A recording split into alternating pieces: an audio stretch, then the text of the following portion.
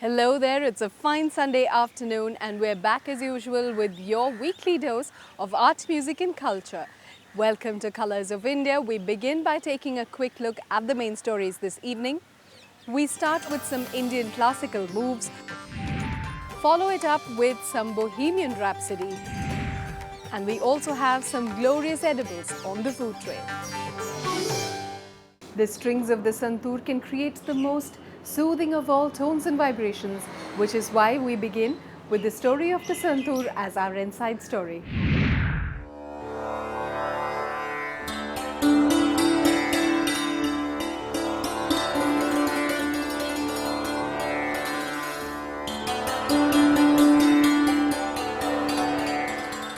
At a single glance, it comes across as a simple musical instrument. Look closer and the Santoor reveals its many secrets and technical wonders. The hollow wooden box has on top of it 25 bridges, and on each bridge rests 4 different strings. That means a total of 100 strings. 2 wooden mallets are used to play this, and each of the 100 strings can produce its own specific vibrations and sounds.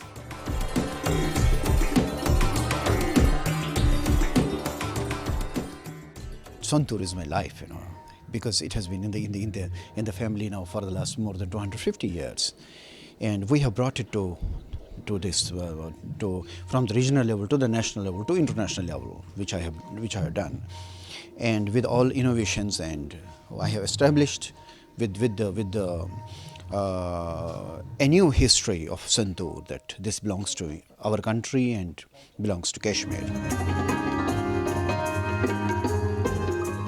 If the possibilities of the Santoor came as a surprise, then its history is far more interesting. The instrument is as old as the hills themselves, and in ancient Sanskrit scriptures is referred to as the Shatatantri Veena, Veena with 100 strings. Similar instruments can be seen in different parts of the world. In Iran and Iraq, it goes by the name Santoor, but in Greece it becomes the Santoori, and in Germany, hackbread, while in China it is called yangqin. This is one of the ancient instruments in the human system, I tell you, because in our country it has come from a typical setup and typical philosophy, and that's why Shaivites took it, because the sound soothes your entire system, and the throw is like this. It's not from here or here. It's just on your entire body, and which in fact works as sound therapy.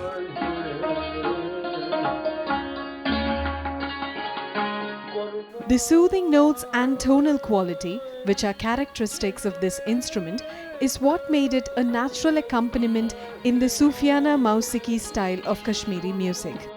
It was only in the 1950s that this folk instrument, virtually unknown outside the Kashmir Valley, burst into the Indian classical music scene through the experiments of Pandit Uma Dutt Sharma.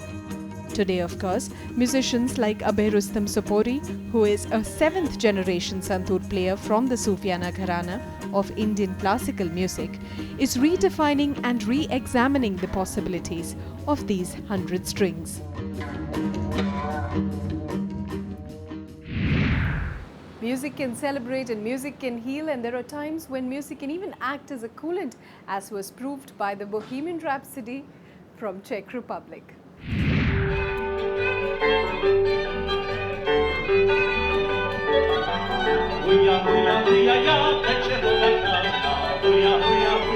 ICCR, in collaboration with the Embassy of Czech Republic, introduced Gajdozi, a folk music band from the landlocked country.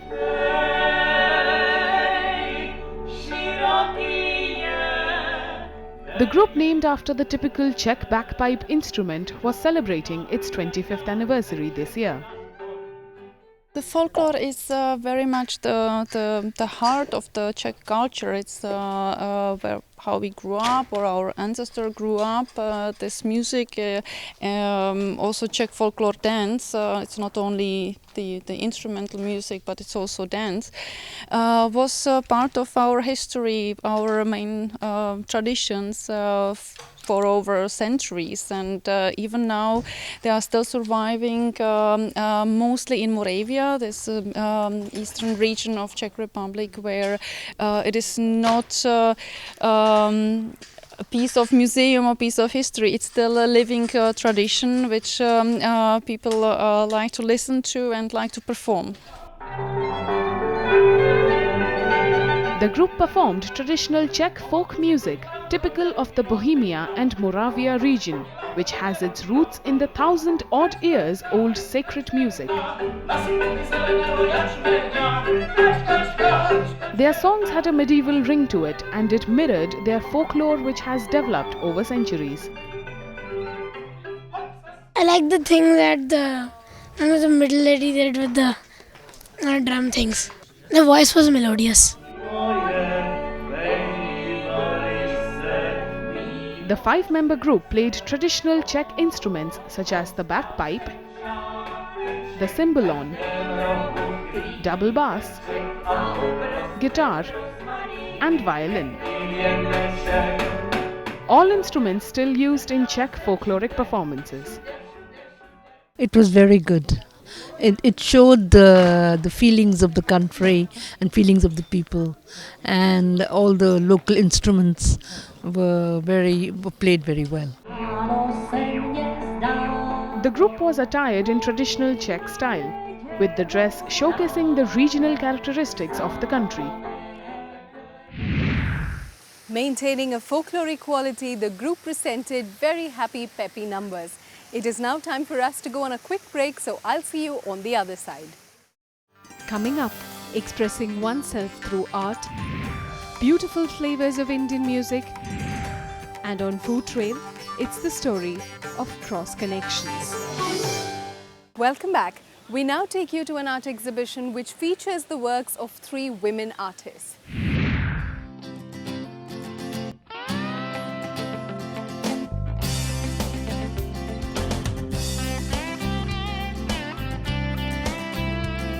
People perceive life the way they see it.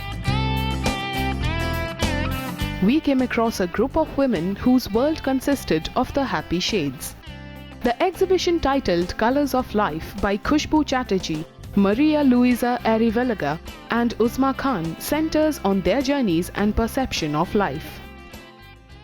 All over in India and abroad, everywhere, the colors are very, very important. So, and with the colors, the life also goes in hand. So that's why I thought to give the exhibition Colors of Life, because with 3 of the ladies who were giving the exhibition has coming from different community, different place, different religion. One is Christian, one is Hindu, one is a Muslim. So that's why I thought, everybody is coming from a different culture, religion. Uzma, an engineer by profession, is passionate about art, and one sees hints of her profession reflected in her artwork. Inspired by Cubism, she uses blocks and rigid structures, making semi-realistic portraits like reflection and longing. Drifting towards the abstract style like Picasso, her work has it in a depth which can be seen in Night and Day, a piece that combines grey and black with blue and turquoise, and also in Soliloquy. A lot of people, they like to paint what they see. I like to paint what I think, or the philosophy of lives, and even if I paint a face, it has an expression which tries to tell something. So I like to paint from within rather than taking inspiration from outside. I take inspiration from within. So my paintings are based on all the philosophies and human behaviors, and Cubism because it just comes naturally to me. Whenever I take up a pencil and a paper, I make blocks. So I thought of continuing with that. Khushbu is a Mumbaiker living along the coastal line with a proximity to mountains. Her art speaks of it all. Her realistic art depicting landscapes and sceneries like in Paradise, Panorama, and the Himalayas. Her work sometimes showcases a trip down memory lane where she depicts the small human nuances like in Faith, Tapasya, and a depiction of Kumbh. This is the best medium, and it actually calms your mind a lot since you require a lot of patience to actually paint. So whatever anger, frustration, whatever is there, you can just hang on and just get into that canvas and start painting, and whatever emotions there are, they'll come automatically onto your brush and onto your canvas, and obviously that will calm your mind a lot. So never give up. Those are the 3 words I'll really want to convey. A photographer and a traveler, Maria's art is about what India is to her. Photographs taken during her travels of Indian places and people becomes the basis of her art, like the painting of Patang or kites in Jaipur, the old stained kettle of chai, and a flower roll dropped off on a closed shop shutter. Look at these beautiful things that you are so used to seeing every day that you don't see them anymore. And I see them because they're new to me. And when I talk to people about, look at that old beat up tea kettle that has served so many cups of tea to people that really needed them and enjoyed them. Look at how much that does to a person, and what an important part of your culture it is, and don't overlook it. The same thing with the kite flying. Just think about how much joy that gives children, and what color that brings in an everyday, very difficult life in India for so many people. So that's my message. Don't forget the little things that make your culture. Using oil and acrylic on canvas, they painted the many colors and familiar shades of life, adding their individual inputs.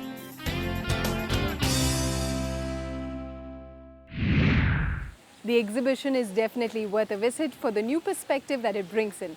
Moving on, we also have for you some classical Indian music flavors.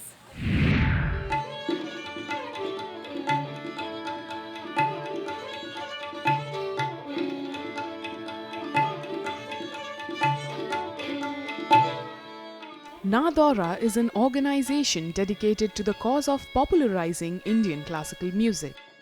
During the recent National Music Festival, they honored the memory of the legendary tabla maestro Pandit Anokhelal Mishra. Pandit Anokhelal stands out as one of the greatest exponents of the Banaras school of tabla playing. Known for his dexterity, speed, and clarity of bowl, he was regarded as the wizard of tabla. Honoring the legend, a 1958 recorded piece of his was played for all to hear.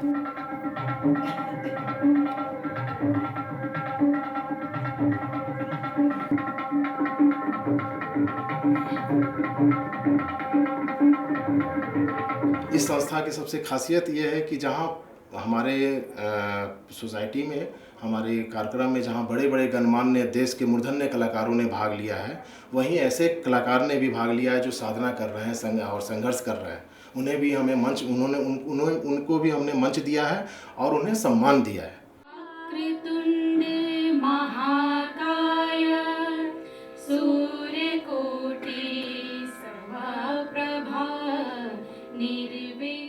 As is tradition, they inaugurated the ceremonious event with a Ganesh Stuti.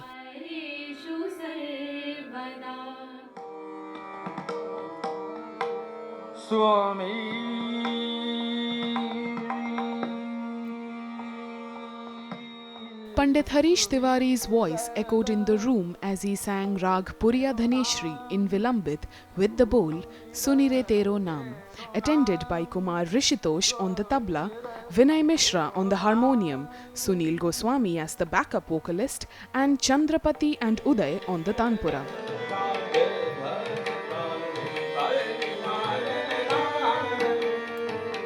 His second rendition was a Drut Khayal with the bowl Payaliya Jhankar Mori.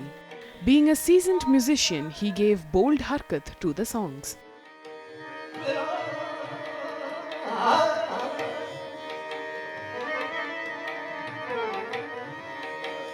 Ah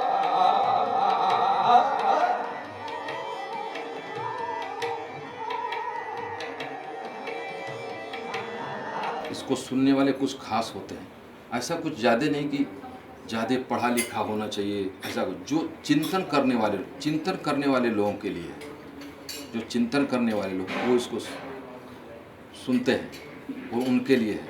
ऐसा नहीं कि रास्ते में जा रहे हैं वो भी उनको भी अच्छा लगेगा, लेकिन वो अगर 10 बार प्रोग्राम सुनते हैं किसी अच्छे कलाकार का, तो उनको ज़रूर अच्छा लगेगा सुनने में। तो भारतीय संगीत मेरा बिल्कुल नेचुरल है, इसमें कोई वो नहीं है।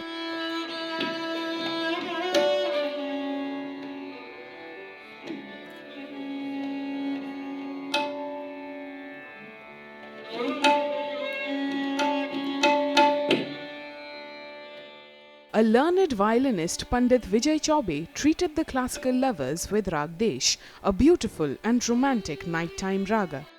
The raga, slow in the beginning, gradually gained unimaginable speed, with Pandit Chaubey delivering every note flawlessly.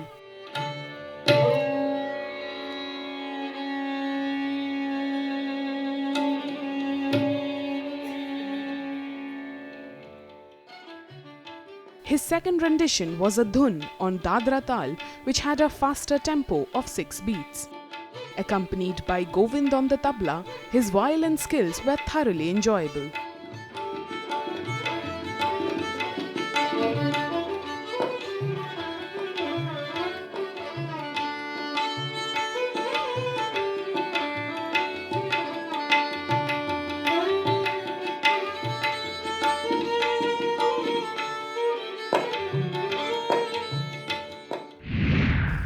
It is interesting to note that most of the people who turned up for this music festival belong to a very young generation, which means that Indian classical music will live for many, many years to come. On that note, it's time for us to take another short break, so I will see you soon on the other side. On Food Trail this week, we indulge in the spices of Indian cuisine. Welcome back. Every week on Food Trail, I go on interesting journeys which takes me to places from where I can explore the culture of a region based on the food that they have. This week, I am on the lookout for a Mughlai meal which will take me back into the age of the Mughal emperors.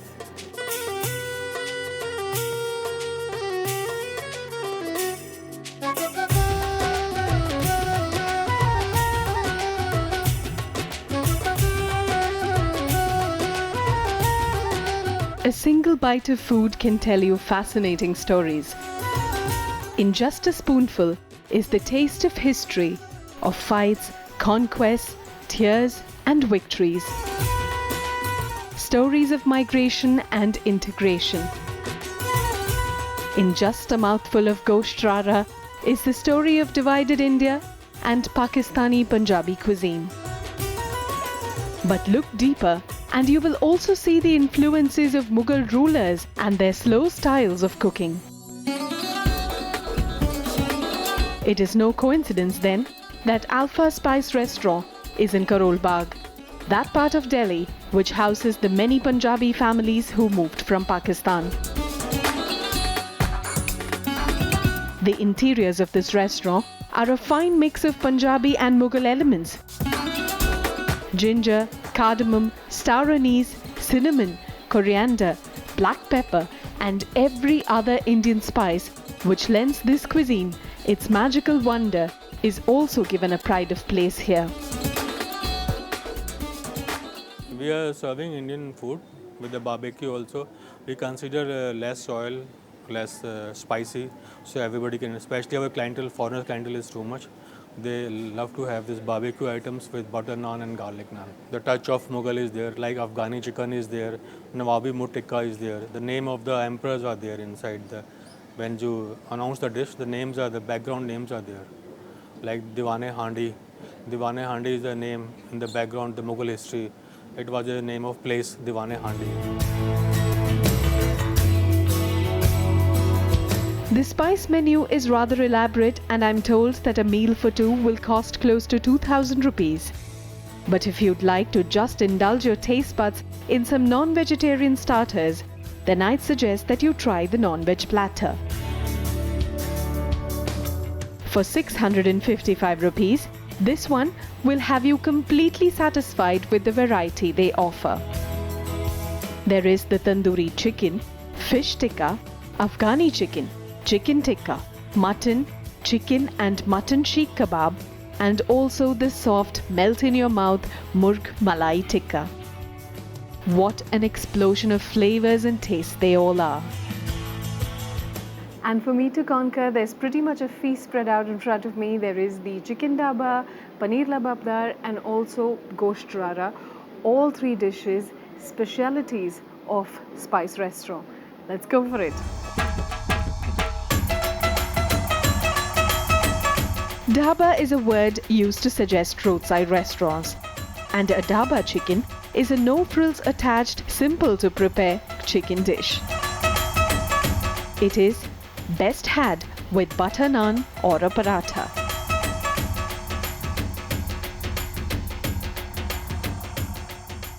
The murg daba is cooked in a gravy which is finely spiced. The word's not spicy, it's not at all hot, but the flavors that come out from the use of so many different spices is just fascinating, and I absolutely enjoyed the very slight tanginess that is also part of this dish. To a Punjabi, paneer or cottage cheese is the ultimate vegetarian option. A paneer gravy is their idea of a comfort dish, and here at the Spice, they serve some great paneer lababdar. This is a rich and creamy curry cooked in aromatic Indian spices and then garnished with lots and lots of cream. The word lababdar means delicious, and the dish has a name that speaks for itself. And then when we get to the paneer lababdar, the tanginess of the tomatoes takes a completely different look. In fact, it is a really, really tangy dish, and I can sense a faint hint of lemon somewhere. The paneer is of course super soft, but that's something that you can expect from paneer anywhere here in Delhi. It's fabulous. Now the gosht rara, on the other hand, is a Punjabi version of a Mughal dish. Minced mutton, which is known as keema, forms the base of this gravy here. It also has large chunks of mutton completely immersed and soaking in the spices and the goodness of minced meat. So what I absolutely love is the mutton rara, and the reason being that it has this really rich gravy which has keema, mutton keema, and also pieces of mutton, and then there is this blend of different spices which make it very, very unique, and I think it is this combination that completely works for this dish. When it comes to desserts, the restaurant offers but a limited spread, and the best they have is the colourful tutti frutti, an ice cream indulgence. So while I continue on this long journey down this particular trail, I will see you next week on the same show. Do send in your suggestions and feedbacks to our Facebook page. Until later next week, keep eating, keep smiling, goodbye and take good care.